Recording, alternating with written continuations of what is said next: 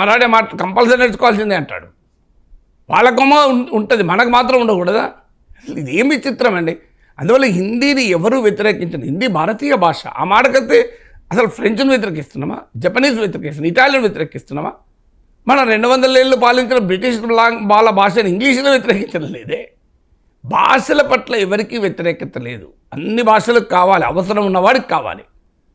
అన్ని భాషలు అవసరం లేనివాడికి కావాలి ఏంటని. నేను వెజిటేరియన్ను.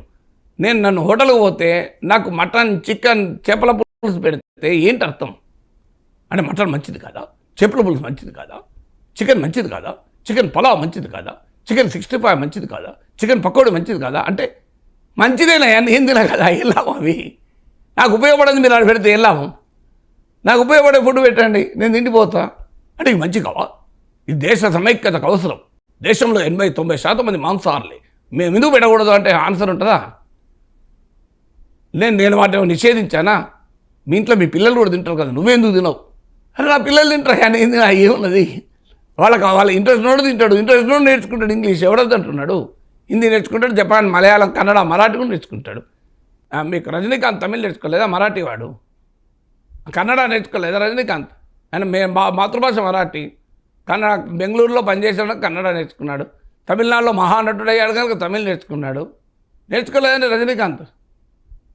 అందువల్ల ఎవరు కూడా బహుభాషల వ్యతిరేకం కాదు. Wrong notion. లోకేష్, పవన్ కళ్యాణ్, చంద్రబాబు నాయుడు బీజేపీతో ఉన్న అండర్స్టాండింగ్ వల్ల డిబేట్ కంప్లీట్గా డిస్టార్ట్ చేసి మాట్లాడుతున్నారు. వాళ్ళు తెలియక కాదు, వాళ్ళు బీజేపీని సమర్థించాలి కనుక, పొలిటికల్గా ధైర్యం లేదు కనుక ఒక రాజకీయ పార్టీ ఇంకో రాజకీయ పార్టీతో పొత్తుంటే డిఫర్గా వచ్చండి. ఏముందల్లా? ఈ విషయం పైన మా అభిప్రాయం వేరు, చెప్పుకోండి. ఏం బీజేపీతో ప్రతి విషయంలో అభిప్రాయం ఒక్కటే ఉండాలి రూల్ ఉందా? అలాంటప్పుడు మరి టీడీపీ, జనసేన వేరే పార్టీలు ఎందుకు ఉండాలి? బీజేపీలో విలీనం చేయండి, బీజేపీలో విలీనమే చేయండి, వేరే పార్టీలు ఎందుకు ఉండాలి? మరి అంత సేమ్ ఉన్నప్పుడు అంటే ఒక పార్టీ మాకు మోడీ ప్రభుత్వంతో సంబంధాలు ఉన్నాయి, బీజేపీతో పొత్తుంది, కానీ ఈ అంశం పైన మేము అంగీకరించాము. ఏం నేరం కాదు కదా అది. సో ఈ బేసిక్ ప్రిన్సిపల్ ఇప్పుడు అదొక కల్చరల్ అటానమీకి సంబంధించింది, కల్చరల్ ఐడెంటిటీకి సంబంధించింది, ఒక ఫెడరలిజానికి సంబంధించింది, ఒక భాషాపరమైన అస్తిత్వానికి సంబంధించింది, లింగ్విస్టిక్ అటానమీ. మీరు హిందీనే నేర్చుకోవాలి కంపల్సరీ అనే దాన్ని వ్యతిరేకిస్తున్నారు. తమిళనాడులో సెంట్రల్ స్కూల్స్లో ఆర్టీఏ రిప్లై వల్ల తెలిసింది హిందీ టీచర్లు పుష్కలంగా ఉన్నారు, తమిళ టీచర్లు లేరండి. అన్యాయం కదా ఇది? తమిళనాడు సెంట్రల్ స్కూల్లో చదివే బిడ్డలకు హిందీ నేర్పే టీచర్లు ఉంటారు, తమిళ నేర్పే టీచర్లు ఉండరు. ఇది కేంద్ర ప్రభుత్వం అనుసరించే విధానం. దీన్ని వ్యతిరేకిస్తున్నారు వాళ్ళు. తమిళనాడులో స్టాలిన్ ఎందుకు వ్యతిరేకిస్తున్నాడు? స్టాలిన్కు రాజకీయం కాదా? నా వాస్తవమే, కాదని అన్ను. ఎందుకంటే ఎలక్షన్స్ ఉన్నాయి, ప్రభుత్వ వ్యతిరేకత ఉంటుంది కనుక దాని నుంచి బయటపడటానికి తమిళ్ వాదాన్ని మళ్ళీ ఎత్తుకున్నాడు.